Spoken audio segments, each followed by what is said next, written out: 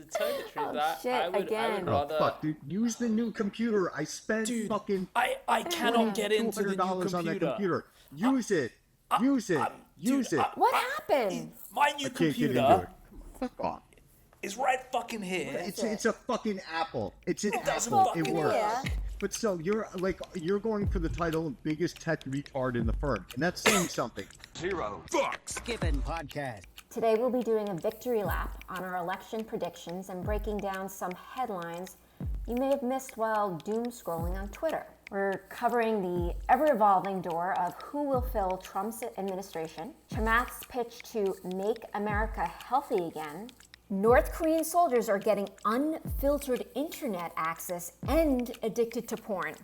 And if you thought your flight on Spirit Airlines was bad, just wait till you hear about this one. All that and more to come, so let's dive in. Donald Trump is heading back to the White House in 2025. So after that, charitably calling it a train wreck of a debate between Biden and Trump, I made 3 predictions that would happen sequentially. Okay. 1, Biden would drop out. I said he was toast. 2, I said the Democrats would nominate Kamala. And 3, I said she would go down in flames. Now, either I've got a crystal ball or the Democrats are just that feckless and predictable. So, what do you think? Is it that I've got a crystal ball?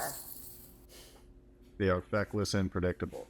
But you, little miss, you were surprised when I came in the next day. I wasn't, actually, yes. I was feeling a lot of surprised. emotions, and I don't want to bring this to it. But you were overwhelmed with joy, and I was like, wow, why are you so enthusiastic and happy? And you said, well, I had no idea that he would actually win. Like, I thought Kamala was going to win. And so you and I went out to lunch, and... Wait, I was not overjoyed. I know, you were morose you were like, what? Oh, No, you're being... You were morose as fuck, but the thing is, I just wanted to be left alone. No, you didn't. You needed I somebody did not. to put You're their like, arm around you and tell you're like, like, you should be angry. This is what you were like. You should be the- fucking furious. You needed somebody to tell you the sun is going to come up, the birds are still going to chirp. Well, Like, I it's wasn't gonna be looking for you fine. to tell me that. I could tell you. You are not like the most... Where's my positive guy? Oh, there he is, Carson Block. I was going to say that the sad thing is that the only person you can go to when you want to be cheered up is Carson. I actually feel like we have the exact opposite effect. People come for meetings at our office, they're thinking, this will be interesting, I'll learn some stuff about short selling. And they often leave thinking like, why do I want to continue living? Kevorkian? See, that doesn't surprise me, Freddy. Yes. Well, okay, but there was actually some interesting learnings from our conversation though when we went out to lunch, and what you had said was, okay, like, I get it, it's not the result I wanted, but you were just surprised that he won, because you said, well, I honestly thought Kamala was going to win, and that really, and then you and I had this interesting conversation about our media bubbles and to what extent they shape our perception. And so, you're like, look, I watch CNN, I watch MSNBC, so I thought, and I told you, I try to get kind of a range, and I have to hand it to the Free Press, that's Barry Weiss's outfit, because they've been doing for some months a really good job interviewing people who don't fit the stereotypes of either a Democratic voter or a Republican voter. So, people like, Black community activists from Chicago who were at the Republican National Convention and cheering on Trump. And they interviewed a bunch of them, and, and just to hear their perspectives, it was really interesting. But then at the same time, you've got the kind of Republicans who are never Trumpers, and, hear them talking about, how they feel that Trump actually was worse on Iran than Joe Biden. So anyway,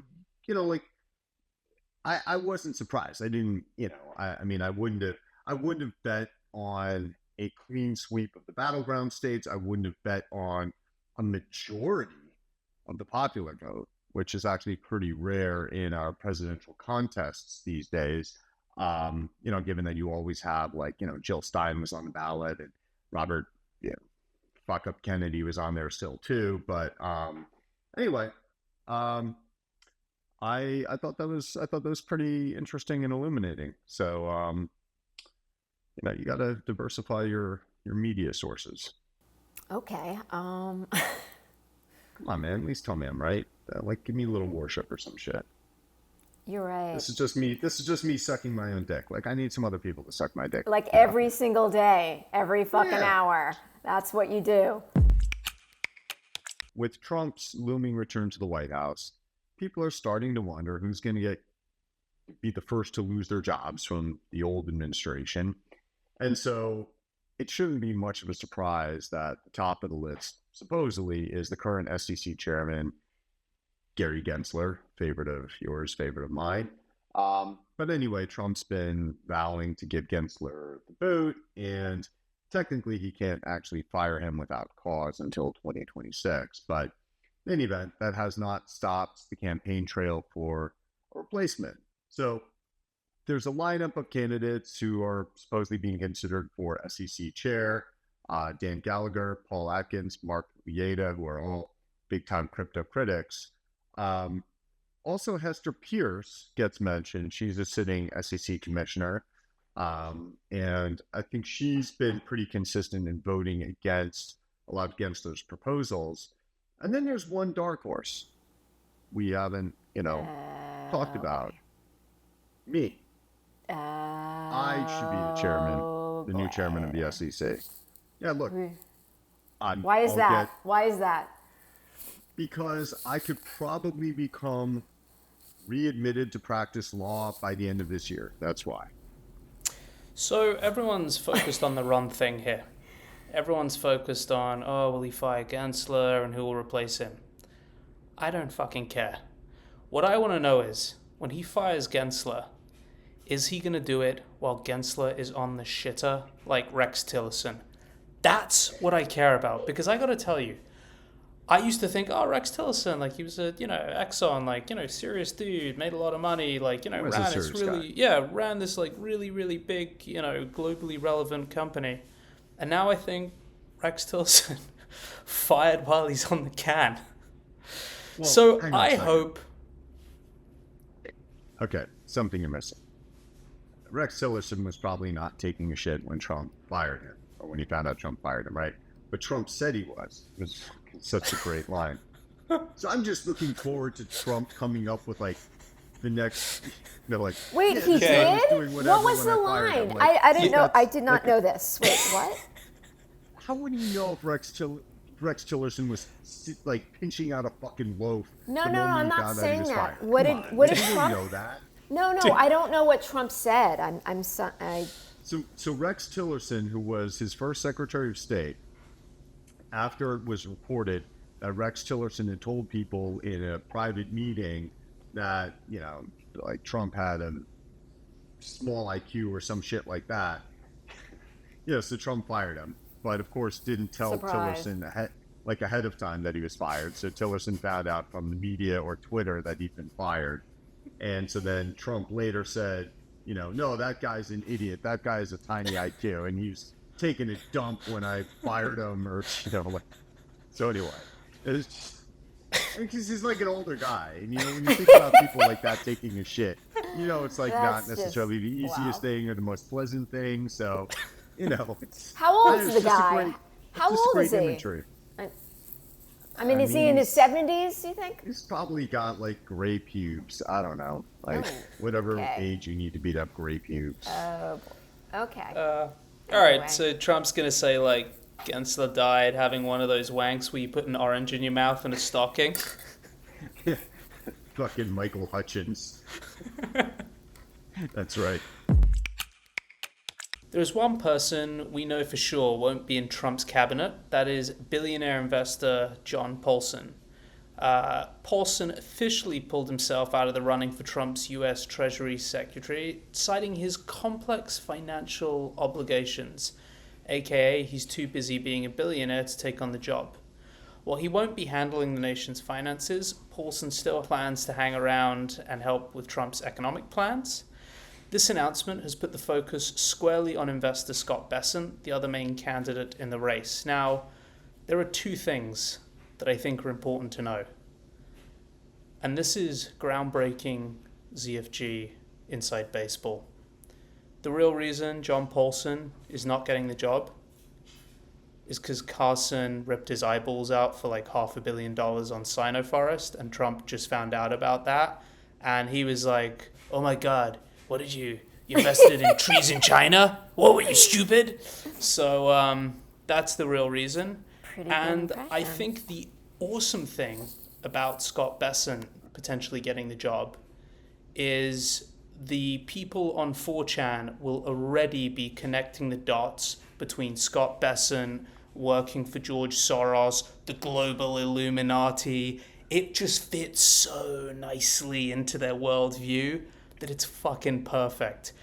That's aside from the fact that he's an extremely bright guy, and not to promote another podcast, but I was listening to a really interesting interview he did with Ted Seides the other day on his podcast. So like a really, really brilliant macro investor. But yeah, I just can't wait for the 4chan, 8chan cabal talk. Yeah, that is interesting, right? I mean, how he used to work. I mean, well, whatever. Like, a lot of great investors used to work for Soros, but yes, thinking about how if he becomes Treasury Secretary, that will be, QAnon fodder for whatever. So, but like I'll say this about Scott. I mean, I know him, think very highly of him. I saw him speak in early 2017. Right around the time Trump was inaugurated, and he was excited about Trump back then. He called him an accelerant. He was talking about how obviously a lot of issues with the federal government, and yeah, he was. I mean, I don't feel like he ever had any delusions about the guy, but he was always very excited about Trump and maybe positive changes that would come, the federal government from the Trump administration. So was he more excited about Trump in 2017, or was John Paulson more excited about Chinese trees in about 2010?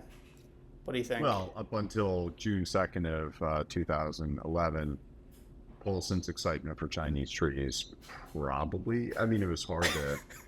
I mean, like back then, a lot of people, because Paulson at that time was kind of a hero, right? He was the guy who made the most money off the collapse of subprime. His fund made like $40 billion apparently in profit. And yeah, honestly, I think it was only 20, but like whatever. It was 40. I mean, wow.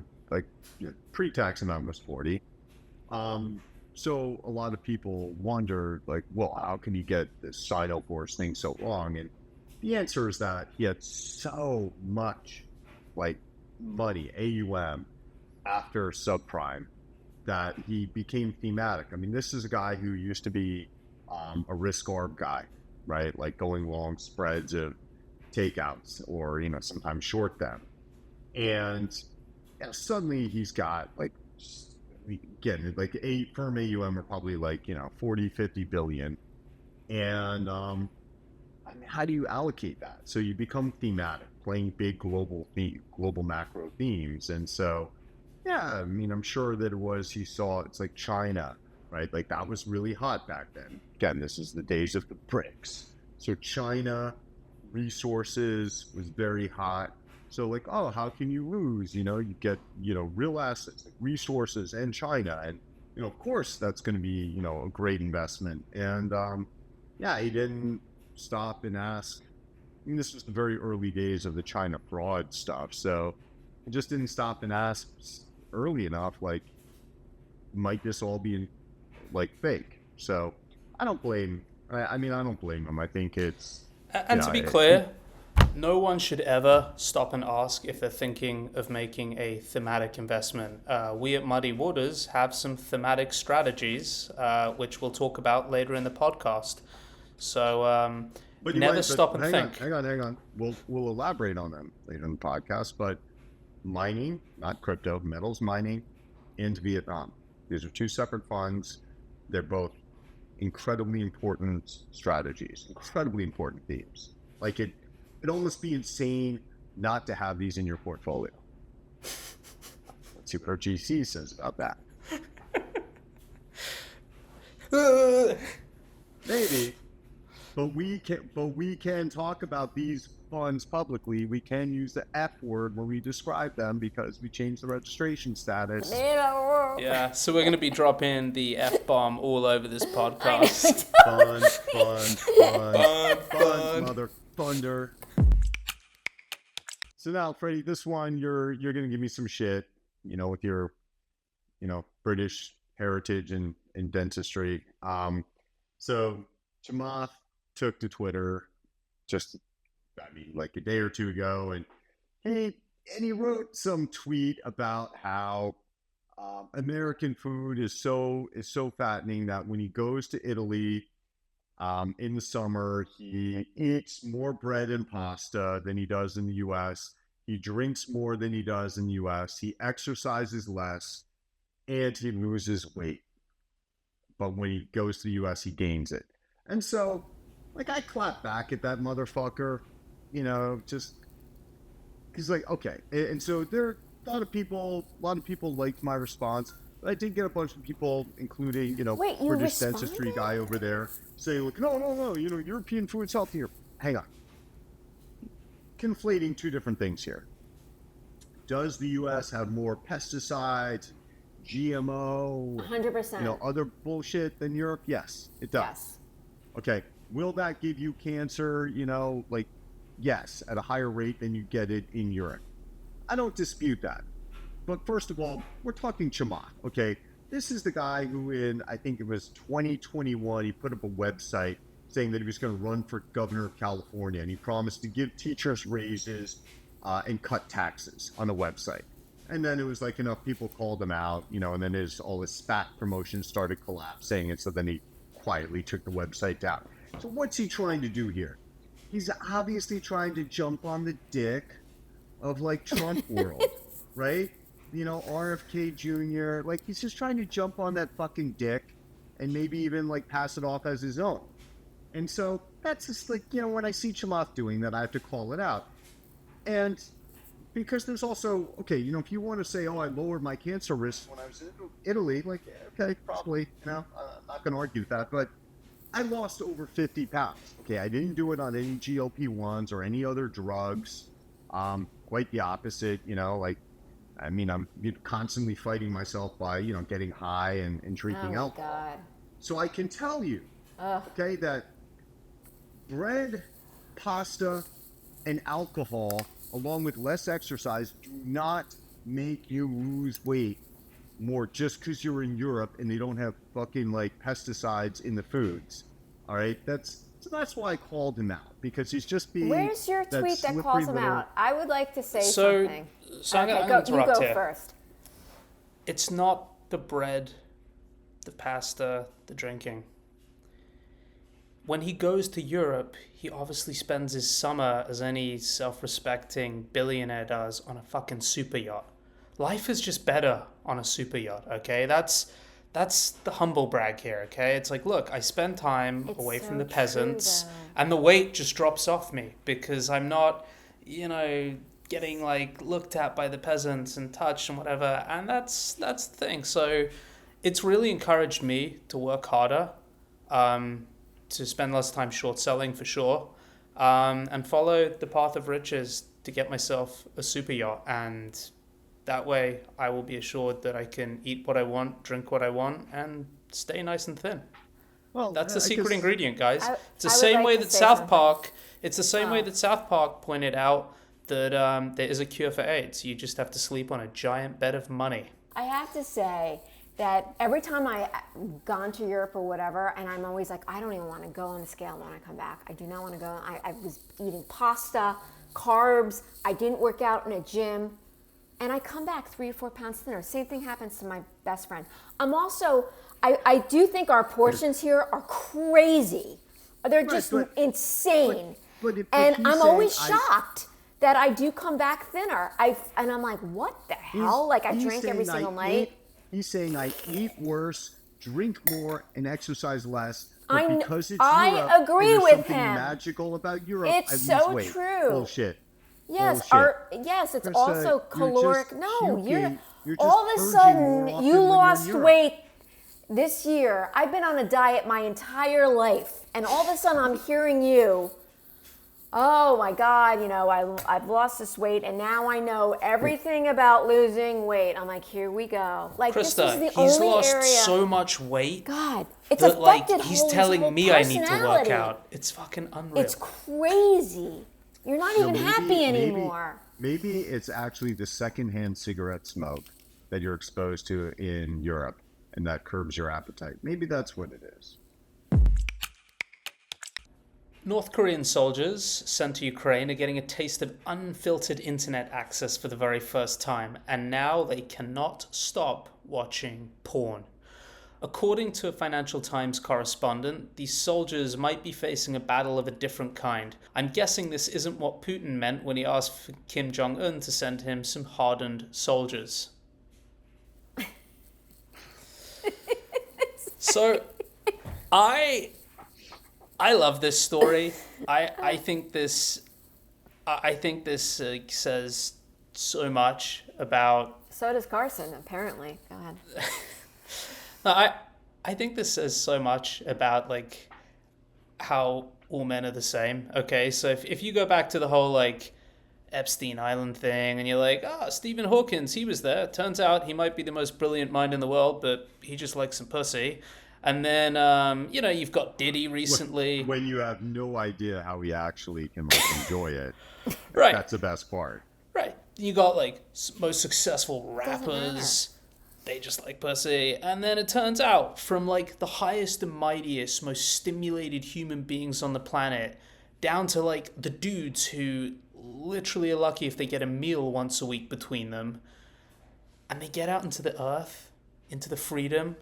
And the first thing they want to do is just like, the internet. And the second website they go to is, naked women. It's so awesome. Or naked men. Well, I guess one of the kind of interesting commentaries on our society is that living here in Texas, you can't go to those websites without a VPN and entering your driver's license. So right now, North Korean soldiers have an easier time watching porn than I do. That's fucked up.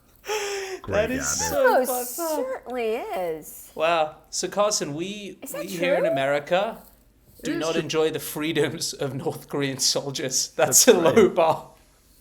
Yeah. Fucking make America come again, baby. Like, what the fuck? Oh my God. Greg Abbott. Come on, man. How many That's your new states? title to your book. How many states is that ban active in? It's like 5, 10? I don't know. I mean, ish. And look, to be clear, I'm not like, I understand why.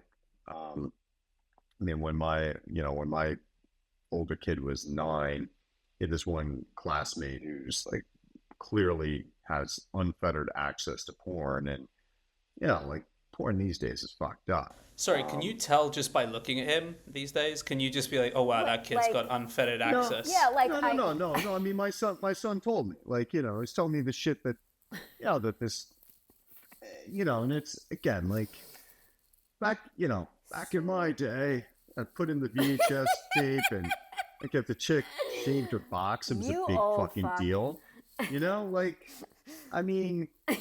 Yeah, the first time I saw like lesbian sex, it was like, oh my God, like that can be done these days, dude. It's shit so raw. Me too. So it's so it's like it's causing problems, right? So, but the thing is, like, I'm not going to give my driver's license information, like to fucking spank off the porn. No way. I know. Fuck that shit. You know what I'm just thinking through? I would have more freedom to do that if I were a North Korean soldier. That shit's sad. Krista asked me for my driver's license the other day. I was like, you don't need that to book a flight. Whoa, Krista, don't be browsing anything that I wouldn't want another visit from the FBI for, okay? The Australian government is getting ready to, well, they've set a new global precedent with this bill that bans kids who are under 16 from using all forms of social media. So it would make platforms like Instagram and Facebook responsible for keeping Australian kids off their platforms or face penalties. And the law is expected to be introduced in Parliament next week and would give the platforms basically a year to figure out how to do this, or then, government would come down on them with some sort of penalties, which I'm not sure are that effective anyway. If you look at what Brazil tried to do with Twitter, I'm not going to call it X, that's so lame. But anyway, discuss. Would you rather your young kid look at chicks eating each other's asses or be on Instagram? I gotta tell you, I would rather my child smoked than was addicted to social media. Smoking is more likely to get you laid, and I think easier to kick as a habit. No, just nothing hard like Marlboro Reds or anything. Like, I'm just thinking some Camels. I don't think smoking's more likely to get you laid now. When I think back, first girl I had sex with, she was an occasional smoker. And, it's like, okay, well, I'm going to get laid, so I'll put up with that. But I got to like the breath. The impact on the breath from smoking cigarettes, it's rank. It is just rank. You're not a normal guy, in that respect. Like, I mean, you know what I mean? Like, I don't know, like, most guys I know would be like, fuck it, who cares, But like you're like, I was like, fuck it. I was fucking, who cares? Germs, but the yuck, thing is, smoke, gross, you know what I mean? Like, but women are the gatekeepers. And so what I'm saying is that society is so changed. So Freddy posits that a son, like a teenage male, is more likely to get laid now if he smokes. I'd say no. Because I think girls are the ones who basically make the decision as to whether there's going to be sex or not, right? Or whether anything is going to happen. Because like a normal male is just on autopilot. Like, I want to get as much as I can. There's only one way to test this out then. Social experiment. We hand out cigarettes to minors and see if they get laid. Kind of like the Stanford prison experiment, but way cooler and with, I think, a better beneficial outcome to society. I don't know that we can pull this off in the U.S., but we can probably go to North Korea and run the experiment. And following up as to how toxic social media can be, 2 influencers have passed away after their overloaded yacht was struck by a wave and capsized off Brazil's Devil's Throat. The women reportedly declined life jackets to protect their selfies and tans. The skipper, who survived, along with 4 others, claims he was pressured to take on extra passengers. Authorities are investigating whether this accident could have been avoided. My honest conclusion was they did have life jackets. There they are. They were just attached. They were sort of floaties. Look at them. I'm shocked that those things don't float. That's truly... Well, they might float, but in the process, they might push their heads down into the water. That could be the problem. Their brains are actually in their heads? I mean, it depends. Like, you don't think that, it's going to go, it's a beautiful day when you start, and a lot of people forget about influencers, like, which is shocking to me, like, don't, use their life vest, like, they don't put it on, and it's just like, shit happens, and. Well, that's great. Shit, Krista. Make that a public service announcement. Thanks for that, Krista. That's why I'm not working on the suicide hotline. Everybody who ever died in a car crash that day left their house in the morning thinking they'd come back. You know what I'm thinking? We must watch Titanic together. Oh, God. Yes. I can't watch the movie again. Dude, speaking of movies, how shocked were you to find out who at the office hadn't watched core finance films? I actually was shocked. I watched more. Myself. It was most people. It's fucking embarrassing. They hadn't seen Wall Street. They hadn't seen The Big Short. I think it's because we're older. I mean, our hiring process clearly needs improvement here. I could have sworn like- those were the questions you asked. You didn't Yeah, ask no, it should any be like. Like, okay, all right. Money never. Or you asked me, but what did you just say? Money never. Fill in the blank. Money never You can't do it. You're not getting hired.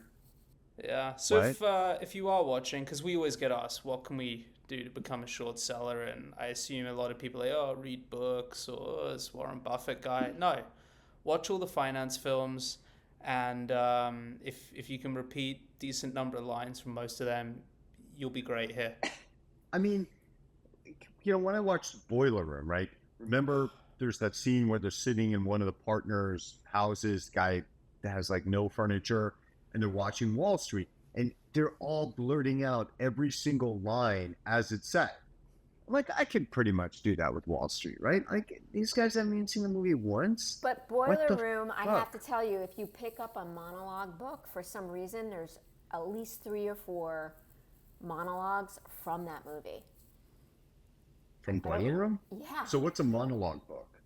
Like, I mean, like if you're an actor or whatever, and you're like, oh my God, someone's like, okay, give me a monologue and whatever, and someone has to memorize the monologue or whatever. For some reason, that's the reason why I knew about Boiler Room, and I was like, wow, these monologues are really good. Which monologues did you What do? the fuck are you talking about? No, you've You said are so stuff before. making shit up. No, I'm not. You are so I making swear shit to up. God, You are I'm so not making it. shit up. I've said this before to you, and you're like, what? So, like, And Boiler you- Room like, you- doesn't have that many memorable lines or scenes. I mean, really just the Matthew does. McConaughey. Oh, actually, no, I'm It- thinking Wolf of Wall Boiler- Street. Never mind. No. Oh, wait, Boiler sorry. Room. Can we Boiler go? Room Can we is go back? Giovanni Ribisi. Krista, which monologues can you do? Because this could be its whole own little segment on the podcast. I Boiler can- Room with Krista. The Boiler Room Ben Affleck, Ben Affleck speech. I Ben swear to Affleck. God, you Give it did. to us. No. The Ben so- Affleck? Sorry, Ben Affleck. Give it to Sorry. us. Give us the No. monologue. There's 2 of them that, like, actually Carson was like talking one day. You know how Carson knows, like, he could Well, do so I like. remember when he said, "Who has their Series 7?" Like, a couple people raised their hands, like, "All right, get the fuck out." Right, and there's a And I whole remember there's Ben a whole Affleck saying thing. that. Okay, I'm gonna show you the book I'm talking about. Actually, I still have it. Okay. And then next week, we're going to have you read some of them. We're going to have you doing your best Ben Let me tell you something. I Affleck. could do stuff that you would be almost fighting back tears. Fighting back tears. From the files of No Shitbag Left Behind, the manager of a publicly traded fund is suing the insane and jealous failed former short seller for defamation. Because the insane and jealous failed former short seller claimed that this fund, which owns is one of a few hundred positions, a small number of B. Riley bonds. And so the insane and jealous failed former short seller, who was trying to claim credit for exposing B. Riley, even though he didn't, some other people did the work, and and he just started parroting them, just trying to be louder and more obnoxious than everybody else, because that's his MO.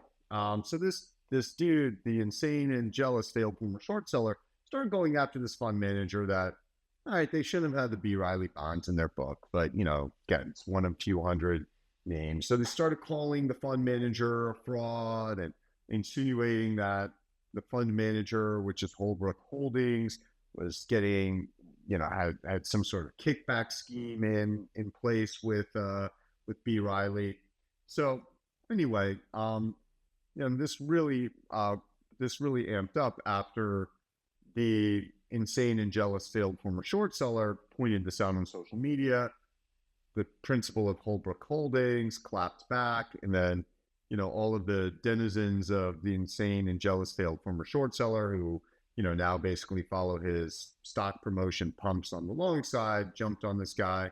But anyway, it's nice to see this complete piece of shit get sued, because he's a total lawfare guy. I mean, he sues motherfuckers at the drop of a hat, and even when it's completely meritless, with his little dickless lawyer. So anyway, this is good news. It's probably, and by the way, this insane and jealous failed former short seller, let it be known, he is the only short seller I'm aware of who's ever paid real money to settle a defamation suit. So when he had his firm, and he was principal of this firm for, I think, 10 months, 9 or 10 months before he failed. He failed because he was short when Lehman failed. So just let that sink in. Like, that's, I wasn't a short seller at that point in time. I'm sure if I were, I wouldn't be on this podcast now, because, I'd be like, hanging out with Chamath, like losing weight by eating carbs or whatever the fuck, on a yacht and jet. But yeah, this dude actually lost 53% in October 2008. His fund lost 53% in October 2008. 53%? Now, he personally might not have lost that much, because apparently this guy didn't really keep his incentive fees, didn't put them in the fund. He kept them on the side, But anyway, so he's being sued now, and I don't know. I mean, look, maybe, it's obviously hard to win a defamation judgment, or it's hard to lose a defamation judgment. Although, again, he did settle for $5 million, back in, I think, 2010 or so. So anyway, it's a little bit of Schadenfreude. It was a good little weekend story. Yeah, and I haven't asked, actually. We've got some interesting stuff in the office related to the former failed, jealous, and generally insane short seller. Jealous. Yeah. If anyone has a copy of his track record, I'd love that. Just if anyone's got the '08 tear sheet for that fund, talk to us. The November '08 tear sheet. Yeah, I'd love an original of that. So if you're still watching, and you're not my mother, I'm bid for an '08 Copper River tear sheet. A Spirit Airlines flight from Fort Lauderdale to Haiti was shot at mid-flight and had to divert to the Dominican Republic, because who doesn't love a detour when you're already stuck on a Spirit plane? The plane landed safely in Santiago. No passengers were hurt, but one flight attendant suffered minor injuries. Spirit Airlines, along with JetBlue and American Airlines, suspended flights to Haiti as the country's airport shuts down amid gang violence. Wait, it was shot at mid-flight? Like, what was it? It was flying at 1,000 feet above sea level? I don't understand. Was it like the ultimate fucking drive-by? Like some other dude in a United plane, like bust caps on the Spirit dude? Like, no, what? Some other dude on the Spirit plane going the other way, bro. So I gotta tell you, those Boeing doors are pretty easy to open, man. It's true. Yeah, so I gotta tell you, the funds are doing just fine. I flew Just Spirit. the whole thing, yeah. Oh, you use the F word. Which fun? The strategies. The strategies are doing just fine. But everything, you're like, no, it was a really cheap flight. And so then you're I like, wanted. They don't have economy, right? I don't. No, they yes, $70. You can upgrade yourself. To what? To an equally shit experience. Closer to the front. To getting I don't laboratory know what's access. going on with you, Freddy. I mean, and then he's like, well, it was a really rough flight. Then I just got to my hotel in Times Square. It's like, who the hell stays in Times Square? It's like the whole, I don't know what's going on. New York hotels are fucking insane though. Like, well, I'm when going. When you guys are going, I'm supposed to go first week of December. For a few days. Always been that way. And shitty no, it hasn't always been. Yes, shitty hotels are over 1,000 a night. Hasn't always been that. Yes, No. Whatever. Okay, right. You have no idea. Your bridge and tunnel is seriously, until you die. Bridge and tunnel is a motherfucker. New York hotels have become outrageous, and I did stay near to Times Square, and it was a perfectly right nice. there. So it was funny. I was coming down in the elevator in the You morning. said you were right and next to Penn Station. No, That's I was not right Times next Square. to Times Square. I was coming down in the morning, and there was I mean, the rooms are small. They're like perfectly fine. They're like clean and nice and whatever, but they're really small. Like the toilet's here, the shower's here. And there was this really tall guy gets in the elevator, and he kind of like looks like down at me. He's really tall. He's like, which you don't have to be that tall to like look down I at know, me, I was but gonna say. he was at least 6'6", 6'7", foreign, and he goes and he goes, the rooms are interesting, and I was like, yeah, it's a bit like an animal enclosure. He's like, yeah. So Yeah. that's a little bit how I felt, like, you know, when you go to like the place where you, like the Humane Society, and you see all the little animals in their kind of little cubby holes. That's how I felt. And so to finish, in case you're watching and you want some market advice, I was speaking with our general counsel today, and just we got to check on the price of Bitcoin to see if he'll still lower himself to work for us. But he actually pointed out something really interesting to me. So Microstrategy, which is in and of itself a levered play on Bitcoin. So it's this guy, Michael Saylor. He's got an equity. He's got a ton of bonds outstanding, and he's used most of the proceeds of the bonds to buy Bitcoin. So Bitcoin itself is quite volatile. So sad that it's worked. Yeah. So That's Bitcoin so itself sad. is highly volatile. This is a levered play on Bitcoin, which trades at an enormous premium to its stated NAV. For most people, that's enough. No. There are now single name, 2 times levered MicroStrategy ETFs, okay? And I went and looked at one of these things. So in this particular one, the ticker is MSTX. I was like, all right, this has got to be some like freak, nobody cares about it. No, it's a billion market cap. It traded 9 million shares today with $101 stock price. So it traded $1 billion today. And if that's not exciting enough for you, this ETF has option contracts. So you can get leverage on leverage on leverage on leverage. Welcome to 2024, motherfuckers. So, okay.